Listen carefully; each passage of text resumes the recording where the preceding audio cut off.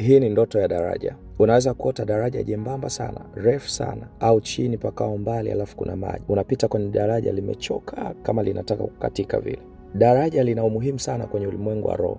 Ndio maana utagundua wana wa Israeli walipokuwa wanatoka Misri kwenda Kanaani, ile safari ilikuwa ni ya mwilini na rohoni pia. Walipofika kwenye bahari ya Shamu, hapakuwa na daraja, kwa hiyo walikosa pa kuvukia. Mungu akawafanyia daraja la chini, akaikausha bahari, kwa hiyo wakapita katikati ya bahari. Nadhani kwa namna hiyo basi unaweza ukafahamu vile Mungu anatambua umuhimu wa daraja. Majina yangu naitwa Pastor Philip Mbasha, nabii wa ndoto, na kushukuru wewe ambao unashare mafundisho yangu ili na wengine pia waendelee kujifunza. Namba ya simu unayoona hapo ni ya kwangu, unaweza kunitafuta au andika neno niunge kwa njia ya WhatsApp, tutakuunganisha kwenye madhabahu ya maombi. Daraja huashiria hatua utakazozipitia ili kufikia hatima yako. Unapoliona daraja linakuwa na maana 3. Maana ya kwanza ya daraja, ukiona daraja likawa ni jembamba sana alafu ni refu sana, hata kwenye ndoto kupita kwake kwenye hilo daraja inakuwa ni vigumu sana, kwa taabu sana. Fahamu kabisa hapo unaambiwa uendelee kumshikilia Yesu, kwa sababu Yesu Kristo yeye ni njia ya kweli na uzima. Sasa hii njia kuna mahali ilitutoa kwenye giza ikatuweka kwenye nuru. Kutoka kwenye giza kwenda kwenye nuru,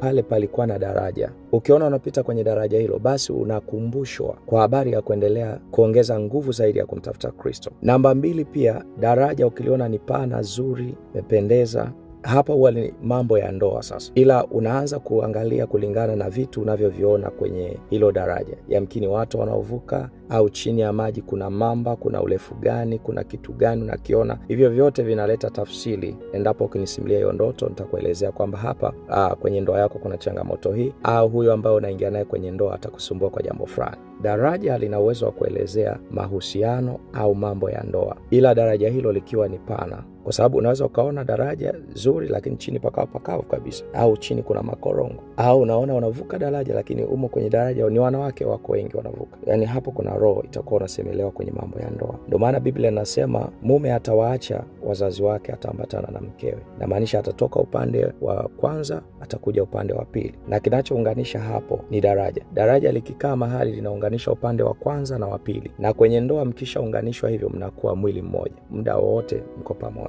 Maana ya 3 ya daraja, ukiona daraja limeharibika, limeoza, la kizamani sana, yani limefungwa na makamba mpaka linataka kukatika, ni Mungu anakusemesha juu ya roho ya miungu. Kuna roho ya miungu inakuwa inakufuatilia. Ndio maana Yoshua anasema hivi, baba zenu waliabudu miungu ng'ambo ya mto na sasa hawapo. Ili waende waabudu kwenye ng'ambo ile ya mto, kulikuwa na kivukio wanachotumia kuvukia. Sasa unaweza ukaona daraja limechoka sana, Mungu anakusemesha juu ya ibada zilizofanyika za miungu, maagano, matambiko ya watu wa kwenu waliwaifanya. Kwa hiyo ukiomba hivyo unatakiwa ufahamu namna pia ya kuombea. Hivyo ukiona daraja la namna hiyo, lazima ufahamu pia maarifa jinsi ya kuombea kwenye hiyo ndoto. Na mtu yeyote akifanikiwa kuvuka daraja salama, akavuka daraja vizuri bila tabu yoyote, lazima mtu huyu anakutana na promotion mbele yake. Yani lazima kuna kitu kizuri ambacho Mungu amekiweka mbele yako na utafanikiwa sana. Ni kama wana wa Israeli walipovuka tu ile bahari ya Shamu, walimwimbia Musa wimbo wa ushindi, na ndipo walipozidi kuikaribia zaidi Kanaani.